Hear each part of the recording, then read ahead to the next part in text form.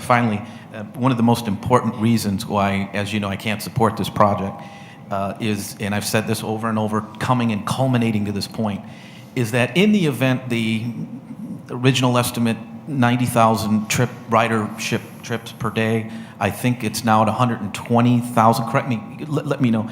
The point I'm making, Chair and members, is the entire balancing of the budget to say we won't need to raise property taxes is because 40% coming from the fare box is in ridership.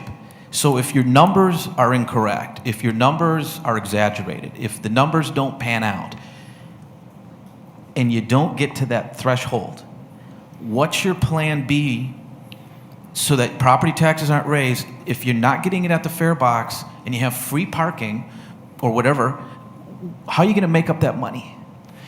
I would just say that, again, based on my professional experience and looking at the numbers that we have here in the plan, and I know we've disagree on the assessment of those numbers. When I look at the density of travel along that corridor, when I look at the success of the bus as it attempts to try to get people moving through that dense corridor with tremendous traffic, I believe just the opposite. I think that we're going to have more ridership than we expect, and that we're going to really see this be a tremendous success. But when I read the fine print, members, and I get into the EIS and I look at the numbers and I look at the gray matter and I'm looking at promises and, you know, you won't need to raise your property taxes. Well, guess what?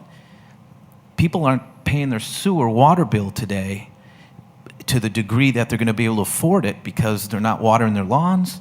They're not washing their clothes as much. They're giving up washing their vehicles if need be. They're sharing the toilet, don't flush. It's that bad in each household. The sewer water crisis on your bill is going up in a 6-year increment, and people right now can't pay that bill. So you say nice to have, should have. So I made the turn. I made the turn because I said it's more important that you flush the toilet than taking the rail. I'm in support of this resolution in order to save money and take advantage of the best technology that's available to us today. And I believe that probably is magnetic levitation. It's our money. We don't want to spend, what, 30 more years for the steel and steel? That's no good. Come on. You need some economic engine? Use the maglev. Maglev, you can put cargo in there. I'm a freight forwarder.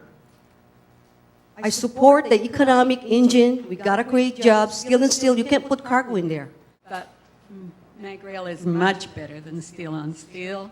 I know that for a fact. The reason that I feel I need to vote no is because I don't buy the argument that property taxes won't be raised. So in your group, do you really buy that argument? There absolutely will be no property tax increases as long as this rail's running. What do you think? Okay. Come on, folks. You're smart enough. You guys went to school. You know. Don't take our tax money up to 30 years. Kids are not even born. They have to spend for that. Come on. That's ridiculous. I want the reso. Go for it, folks, because we need you. You have to support our money as taxpayers. At one point, the gentleman said the public was given an opportunity to testify. That is absolutely a lie, because every time they had a new series of testimony hearings, I went to them and I would get up and I'd say, I'd like to talk about monorail. And they would say, we're not here to talk about that. Next person, please. And on one occasion, a couple of guys even told me, you're not welcome here, and escorted me off of the premises because they didn't want anybody to rattle their cage. Okay? And other alternatives were not given the opportunity to present clear and viable solutions to an obsolete technology that served the 19th century, but not the future needs of the 21st century. I believe it's the Transit Authority's responsibility to make sure that we get the most economical and best product that's out there. So I support this bill. If maglev or monorail were advanced, A, doesn't delay the rail project, B, you still get the federal dollars, C, it's less expensive to the taxpayer, most importantly, your quality of life's improved because you don't have the noise. I have to put my 2 cents in because I love trains. But the kind of trains I like is the old choo-choo train that I used to ride from Kapalama all the way down to Kahuku. Now that's what you call a train. What with the initiating and putting is an earache. We have a better way to do this, Chair. Members, we really do. And it won't be a waste of taxpayers' dollars. It will be a savings. Thank you, Mahalo. Councilmember Burke. Members, any further discussion? Mr. Chairman, I've met with the Federal Transit Administration, who is our federal overseer on Honolulu's mass transit project in Washington, D.C., a number of times. I've asked the question of the FTA that if, for some reason, this body should place on the 2012 general election ballot a question regarding Honolulu's mass transit project, and if that question should be in conflict with the 2008 ballot question regarding steel on steel that passed, could we perhaps be in jeopardy of the federal government requiring Honolulu to reimburse the upwards of $200 million that the federal government has given us thus far for our project? The answer from the FTA was yes. They would come back to Honolulu and they would require us to repay every cent that they have given us thus far for this project. Mr. Chairman, that's a grave concern for me. And that's not a hypothetical, Mr. Chairman. That's a definitive. The federal government has assured me that if, in fact, the charter amendment like this passes, they will indeed come back and require us to repay them. That's not an assumption, it's a fact. It came from the FTA themselves.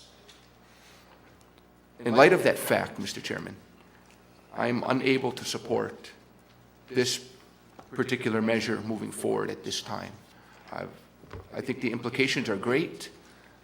I believe that it's a certainty that the federal government will in fact require Honolulu and our taxpayers to reimburse them for the federal monies that have been expended on our project thus far.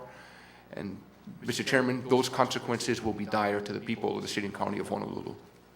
Therefore, Mr. Chairman, I will not be able to support this going forward at this time. Thank you. Thank you, Vice Chair Anderson. Members, any further discussion?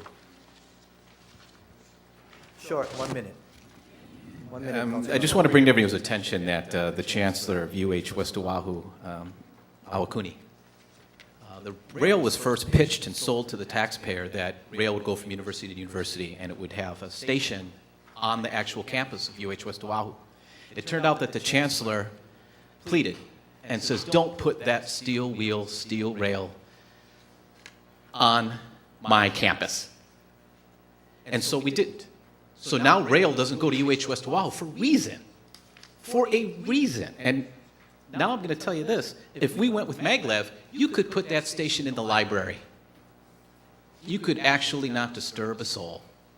That's the kind of quality of life I'm asking for, Chair, members. And by the way, I disagree with, respectfully, Councilmember Anderson, albeit it may be that the FTA would say they do one or the other, but that's not my understanding, because HART's already in motion. The dedicated tax is there. The federal funding's come.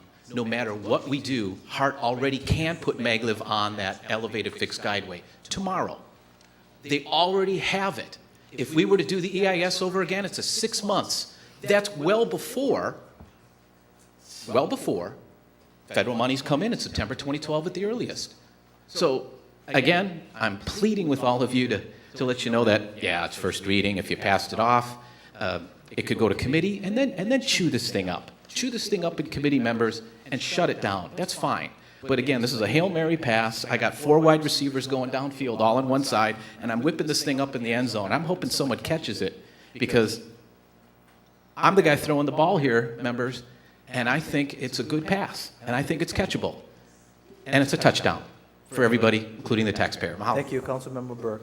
And with that said, members, I'm going to continue to advocate that the award with Ansaldo we scrutinize. I'm going to continue to advocate the state legislature not take a 10% fleecing off the cut. And I'm going to continue to advocate that when the voters voted for this, that it went to Salt Lake and it didn't. I'm going to continue to advocate that when the price tag in the 08 vote was $3.7 billion and it's changed, I'm going to continue to advocate, members, that when this was sold to us, it would go from campus to UH Manoa. It's a $9 billion price tag. I'm going to continue to make sure that every penny spent on this twist and turn with you in concert, members, not to be a friction, not to be antagonistic. I do this in good faith with you. I am here to make sure that the voters get the best rail product they can. And I hope I add a little flavor to this council so that we just pause for a moment. The reason that I have to again vote no is because everything about this is not fiscally sound. The 450 million line of credit was after the vote. The taking of the bus funds was after the vote. The raising the debt service ceiling after the vote. The then taking the percentage of 11 to 19% from all transit operations after the vote. And what you've just been told by the HART director is that the ridership is maybe even going to exceed. Now, remember this, Minneapolis, Portland, Charlotte, Denver, Phoenix, cities with a bigger demographics geographically than us. It didn't pan out, and guess who eats it and makes up the difference? The taxpayer. And so at this time, I'm going to conclude with there's no mechanism in here, there's no language. I know you can't hold future councils accountable for this, but there should be something in here that says we guarantee there'll be no property tax. None.